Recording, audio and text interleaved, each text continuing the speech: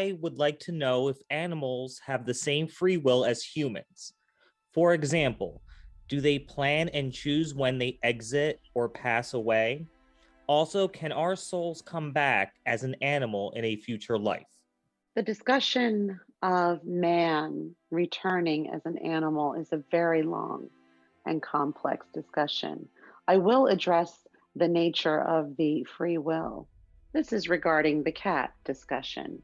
And so understand this, as I have said earlier in this conversation, when you came forward into your bodies, when you made that decision, you understood the construct, the rules that would be in place when you did so.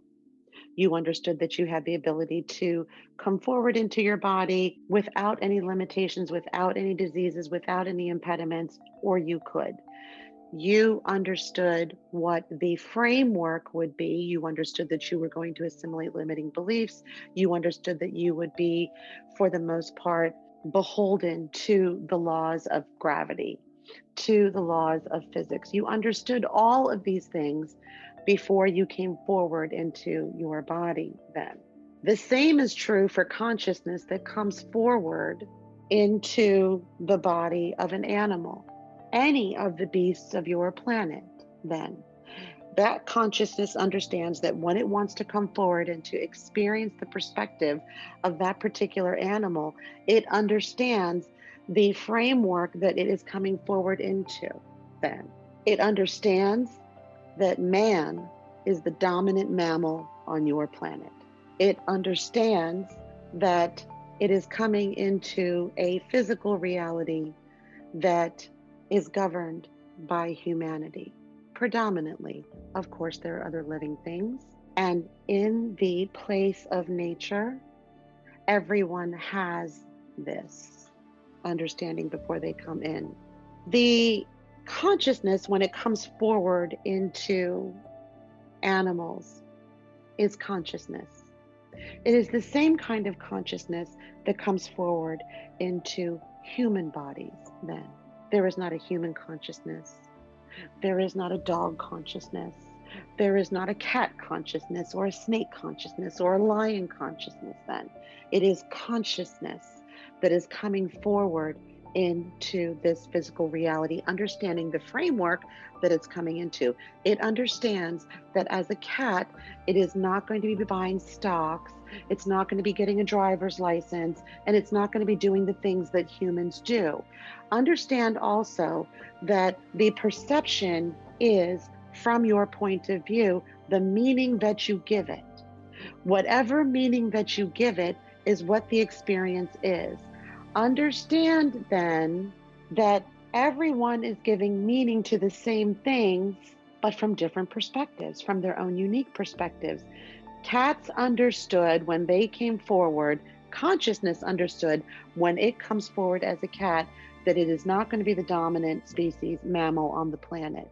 It is going to be subject to the framework that it is entering. And consciousness, before it comes forward into physicality, yes, can plan the kind of experience that it wants to be able to learn from when it comes forward. It can decide if it's going to come forward with any diseases. It can decide if it's going to be born missing any limbs, or if it's going to be born into its physical body completely healthy in your terms, as you understand healthy. And so the same is true for consciousness that wants to come forward as animals. Any beast on your planet, it's consciousness.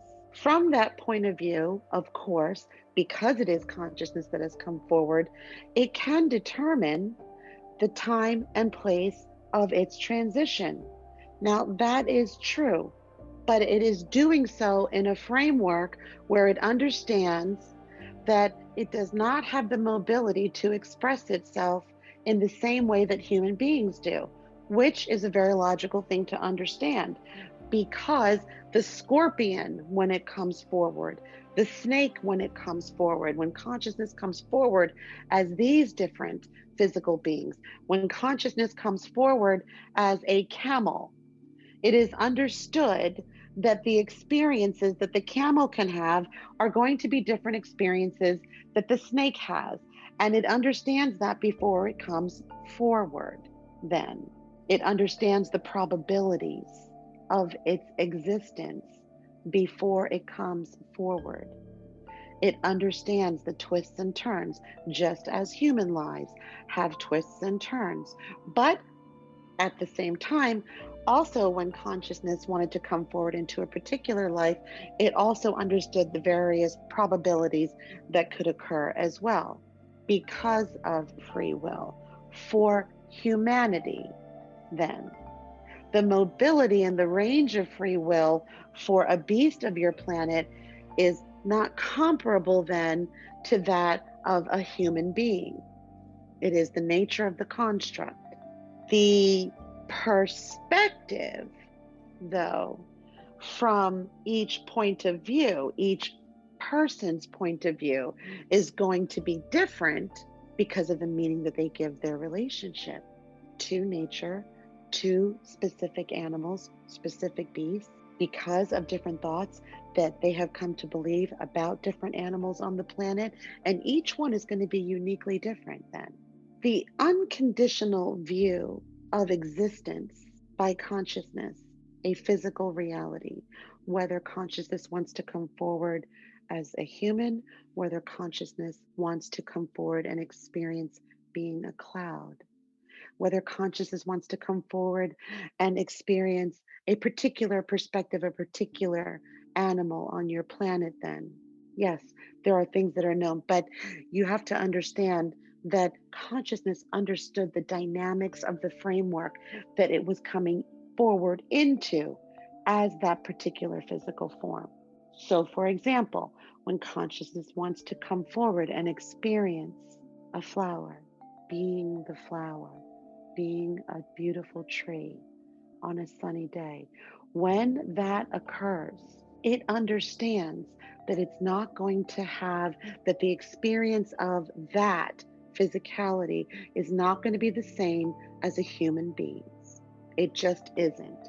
Now, there are many that want to think differently, and of course, it is their right to do so. But consciousness, when it comes forward and selects to experience the physicality of a particular physical life, it does understand the construct. You did not come forward as a human being and think that you were going to float off the planet. You knew that you were not. There are certain dynamics of the framework that you understood and agreed to when you came forward. And so then it simply comes down to the meaning that you give to this understanding and whether you will believe that or not. When consciousness comes forward to experience physical life, you have to understand it's very unconditional. It is to have the experience, and every experience is valid, even though it is different. Every experience is equally as beautiful, even though the framework that it operates in that physical form, is different from one to another. You see, one is not better or worse. That is a paradigm of the human limiting beliefs. Every experience is valid. Every experience is important. Every experience lends a beautiful perspective to the totality of life. Then there was no judgment, because the consciousness that came forward to experience the life of that particular cat planned on gaining the perspective of a cat that was going to ultimately die in that location. Humans give that location a negative connotation. Therefore, that choice must be bad. Again, we go back to the morality of good and bad, as opposed to the broader understanding of consciousness coming forward in physicality to have the experience, to have the perspective of that experience. And each perspective is one that can be learned and grown from. If consciousness wants to come forward and experience the life of a rose, it is not going to be the same experience as coming forward to experience the life of a dandelion. Each one is different and each one is valid. The question presupposes that there was something wrong with the consciousness that wanted to come forward and experience life as that particular cat who was going to die in a shelter. Humans have a belief that dying in a shelter is bad. But what if that particular consciousness wanted to have that perspective because it wanted to learn from that perspective? Then you see, does that consciousness, that particular consciousness, not have free will to experience physical life and to perceive and understand and learn and grow as it wants to? Or is it subject to humanity determining when consciousness can come in and experience something and when it is wrong to do so? This goes back to the morality of right and wrong and good and bad. And it is not the view of broader perspective. And let me tell you something else.